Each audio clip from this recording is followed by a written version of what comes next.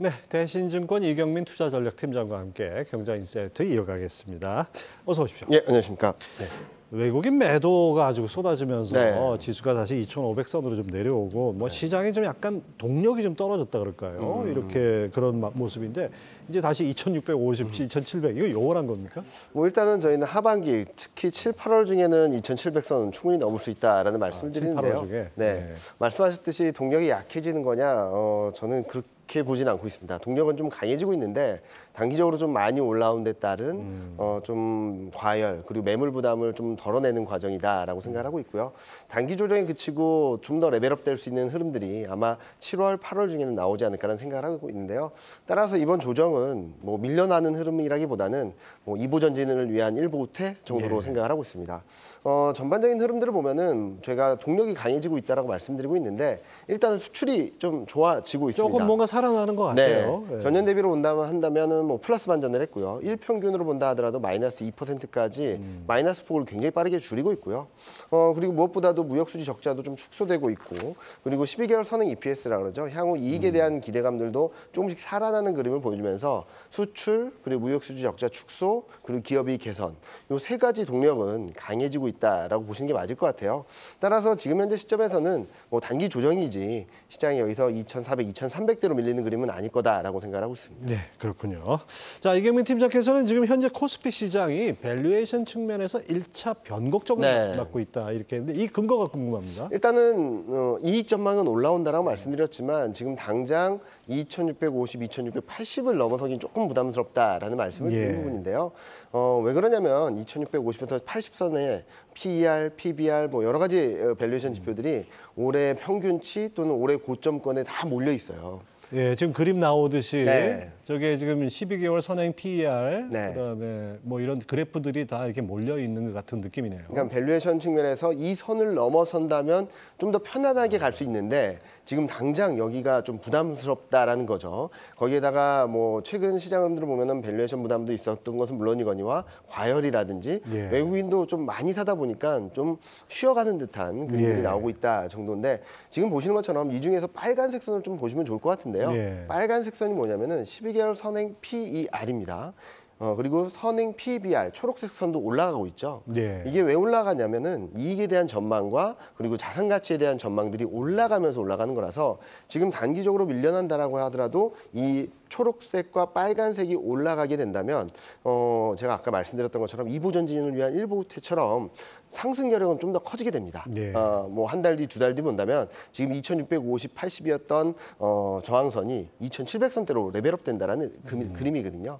그래서 지금은 좀 쉬어간다 하더라도 좀 밀려나는 그림보다는 좀 상승 여력을 좀 더 확보하는 시간을 갖는 과정이다라고 보고 있습니다. 네, 지금 말씀 정리하자면 뭐 단기 과열이 해소되고 네. 어느 정도 매물 소화를 거친 다음에는 뭔가 코스피의 추가적인 레벨업이 예상된다 이렇게 네. 말씀하셨는데 구체적으로 언제쯤 그런 일이 있을까요? 일단은 뭐 지금 당장 코스피의 2,600선을 내려 밑에서 있고 좀 더 밀려난다 하더라도 저는 7월 초를 지나면서는 다시 한번 방향성을 위쪽으로 만들어가지 않을까라는 생각을 하고 있습니다. 7월 초에는 이제 중국 PMI 최근 경기 부양 정책들에 대한 기대감들이 커지고 있는데 PMI가 솔직히 심리 지표거든요. 예. 심리 지표가 반등하는지 여부를 첫 번째 봐야 될 거라고 생각하고 있고요. 그리고 뭐 20일까지 수출 데이터가 나왔긴 했지만 7월 1일 발표되는 6월 한 달 동안의 수출 데이터, 그렇죠. 무역 수지 예. 이게 확실하게 돌아서고 있는지 좀 봐야 될 거라고 생각하고 있습니다. 특히 제가 20일까지 데이터를 보니까 반도체 수출 금액이 점프업을 했거든요. 그렇게 보면 이제 7월 초에 삼성전자 실적 가이던스가 발표되겠죠. 예. 여기서 예상했던 것보다 얼만큼 개선되는 모습들을 보여주는지. 그래서 7월 초에 굉장히 많은 이벤트들이 몰려 있어서 그런데 부정적이지만은 않을 것 같습니다. 중국 경기 부양 정책에 대한 기대감이 심리에 녹아드는지 수출 데이터 그리고 반도체 실적 요 세 가지만 확인하게 된다면 7월 초부터는 뭐 글로벌 금융시장이나 증시가 조금 좀 불안정하다 하더라도 한국만의 동력으로도 충분히 시장을 이끌어갈 수 있는 힘이 생기지 않을까라는 생각을 하고 있습니다. 예. 하여튼 뭐 단기 변동성이 좀 확대돼서 코스피 지수가 2,500대로 이렇게 주저앉을 네. 경우에 오히려 비중 확대 기회로 보신다고도 하셨는데 네. 근데 사실 조금 더 좀 비관 비관적인 지수 전망도 있지 않습니까? 네. 이 부분은 어떻게 보세요? 일단은 비관적인 부분들에 있어서는 가장 걱정되는 게 경기가 많이 안 좋다. 두 번째로는 실적이면 굉장히 안 좋을 거다라는 네. 말씀들을 많이 하시는데 일단은 경기 측면에서 본다면 앞서 보여드렸던 것처럼 실적 전망이나 이런 것들이 올라가고 있고요. 수출 데이터도 개선되고 있습니다. 미국 경기 둔화되고는 있지만 둔화가 급격한 경기 침체로 이어지진 않을 거라고 생각하고 있거든요. 이번 6월 FMC에서 미국 GDP 성장률 전망이 1%대로 레벨업 됐죠. 그 의미는 아마도 올해 하반기에도 경기 침체 가능성 낮다라는 시그널로 생각을 하고 있고 또 하나 볼 것은 파월 연준 의장도 급격한 실업률 상승 없이도 물가를 2%대로 낮출 수 있겠다라는 얘기를 할 정도로 연착륙 가능성이 높아지고 있다라고 보시면 될 것 같습니다. 그리고 2분기 실적은 아직까지 조금은 불안정하거나 조금 평평한 뭐라 그러죠? 정체돼 있는 상황이다라고 말씀드릴 수 있겠는데 그렇다 하더라도 급격한 레벨 다운은 아니거든요. 그리고 과거 평균치를 본다 하더라도 어느 정도 평균 수준에 근접해 있어서 예상보다는 좀 괜찮지 않을까라는 예상을 하고 있습니다. 저 그림에서 보여지듯이 우리나라 경기 선행지수가 OECD 경기 선행지수하고 아주 밀접한 상관관계를 네, 가지잖아요. 저 지금 약간 저기서 꼬리를 드는 듯한 OECD 쪽에서 그런 거니까 어떨까요? 저걸 보시면은 회색 선이 OECD 경기 선행지수고요. 파란색이 통계청에서 발표하는 경기 선행지수거든요. OECD 경기 선행지수가 일부 선행을 하는 듯한 모습들을 보여주고 있죠. 5월달까지 데이터가 나왔는데 전월 대비 변동폭을 보면 0으로 바뀌었습니다. 2년 동안, 그러니까 21년 하반기부터 쭉 내려오던 2년 동안의 경기 하강 사이클이 마무리되고 있다, 끝나가고 있다는 시그널들이 좀 더 뚜렷해지고 있어서 경기 침체보다는 경기 턴어라운드 가능성을 좀 더 열어놓고 보자라는 말씀을 드리고 있습니다. 자, 이제 7월 들어가면은 2분기 실적 추정이 이게 나올 텐데요. 기대해볼 업종과 조금 고전을 면치 못할 업종 좀 가름말을 타야 될 것 같아요. 어떻습니까? 일단은 2분기 실적 전망이 어떻게 움직이는지를 좀 확인하고 대응할 필요가 있겠다 말씀드리고 있는데요.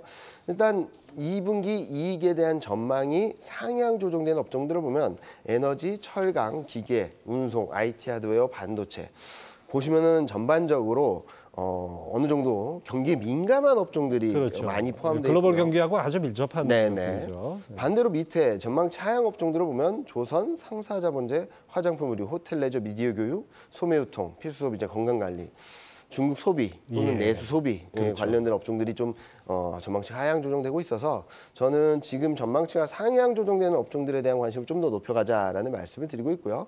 특히 IT 하드웨어나 반도체, 운송 같은 경우는 아직까지 뚜렷한 상승세, 그러니까 최근 시장이 조금 흔들리는 모습을 보여주고 있었고 운송 같은 업종은 올해 내내 조금 부진했던 업종들이라서 한번 관심을 가져보신다면 가격적인 측면에서도 매력이 있다라고 말씀드릴 수 있을 것 같습니다. 또 많은 분들이 이제 궁금해하시는 게 올 상반기를 이끌었던 것이 바로 2차 전지와 반도체 아니겠습니까? 이게 단기 조정을 보이고 있지만은 자동차 포함해서 다시 레벨을 할 수 있는 어떤 모멘텀이 있을까요? 일단은 최근 단기 조정이라는 것은 실적이라든지 펀더멘탈이 나빠져서라고 보긴 좀 어려울 것 같아요. 일단 앞서 보여드렸던 것처럼 실적 전망치가 전반적으로 상향 조정되는 업종들은 글로벌 경기에 좀 민감한 업종들이 많고요. 그리고 반도체 같은 경우는 업황 턴어라운드 좀 충분히 가능성이 있다고 생각하고 있습니다.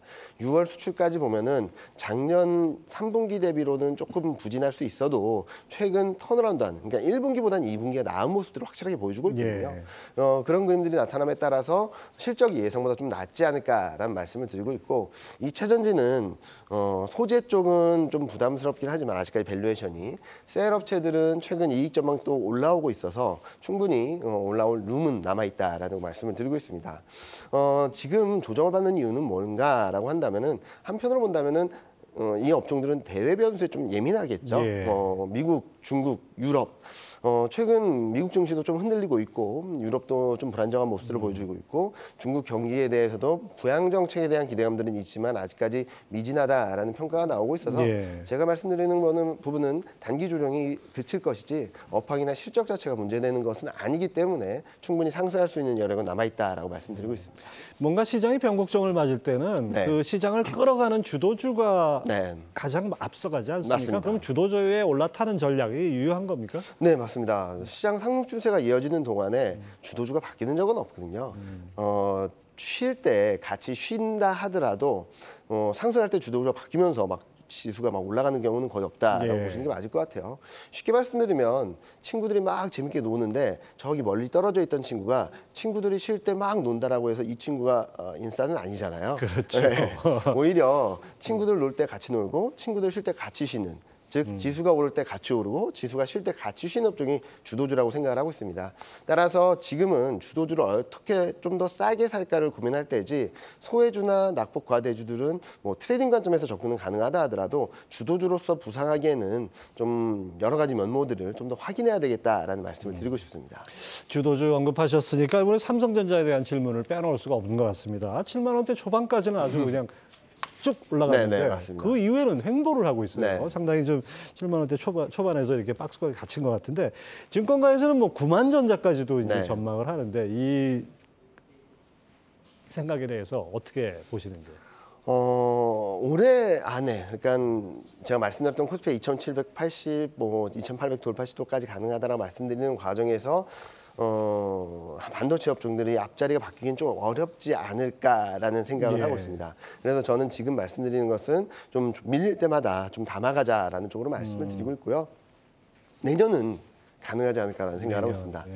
내년에는 저희 반도체 애널리스트도 그렇고 저도 그렇고 역사적 고점을 넘어서지 않을까라는 생각을 하고 있거든요. 이런 그림들이 열려 있긴 한데 올해까지는 좀 더 확인하려는 움직임들이 좀 나타날 수 있다고 생각하고 있습니다. 2분기는 턴어라운드에 대한 기대, 그리고 실적이 예상보다 괜찮다. 알고 봤더니 실적 저점이 2분기가 아닌 1분기다라는 것들을 확인하면서 좀 더 상승할 수 있는 룸, 말씀하셨던 앞자리가 바뀌는데 근처까지 갈 수도 있다라고는 생각을 하는데, 그 이상을 가기 위해서는 확실하게 실적이라든지 그리고 업황이라든지 이런 것들이 확실하게 올라오고 있다라는 그림들을 확인해야 될 거라고 보고 있거든요. 그런 것들은 아마 올해 말 내년 초쯤에 확인할 수 있다라고 보고 있어서 8만 전자 돌파 시도하다가 좀 쉰다 하더라도 내년까지 열어놓고 본다면 저는 역사적 고점을 넘어서는 굉장히 강한 흐름들이 나올 거라고 예. 생각을 하고 있습니다. 아유, 듣던 중 반가운 소리입니다. 네. 자, 이제 6월도 얼마 안 남았고 7월 뭐 사실 뭐 이제 날짜 일주일 단위로 지나가는 거 네. 정도인데, 그래서 상반기에서 하반기로 넘어가는 거 아니겠습니까? 네. 요 남은 기간 짧게 투자를 어떻게 짜야 될까요? 올해까지는, 그러니까 2022년은 시장이 계속적으로 내리막길이었습니다. 그래서 올라간다 하더라도 반등에 그칠 뿐이지 시장이 계속적으로 보수적인 대응을 말씀드렸고 그렇게 대응할 수밖에 없었던 상황이죠. 지금은 좀 긍정적인 변화들이 하나둘씩 나타나고 있는데 아직까지는 트레이딩 구간이다라고 보시면 될 것 같습니다. 네.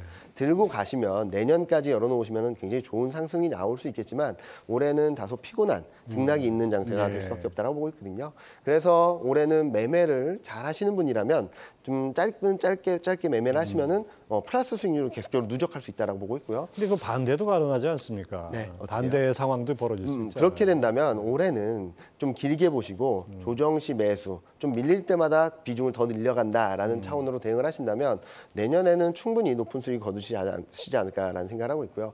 6월 달에도 마찬가지입니다. 올라갈 때 따라가지 마시고 2,500, 2,550선까지 좀 밀리는 그림이 나온다라고 할 때는 앞서 말씀드렸던 주도주, 반도체, 자동차, 2차 전지 좀 담아 놓으시면 7, 8월 달까지 플러스 수익률을 내실 수 있다라는 전망을 드리고 있습니다. 네, 아무튼 뭐 시장이 나쁘진 않은데 그 흐름을 잘 타는 게 중요할 네, 것 같습니다. 대신증권 이경민 투자전략팀장 함께했습니다. 말씀 감사합니다. 네, 감사합니다.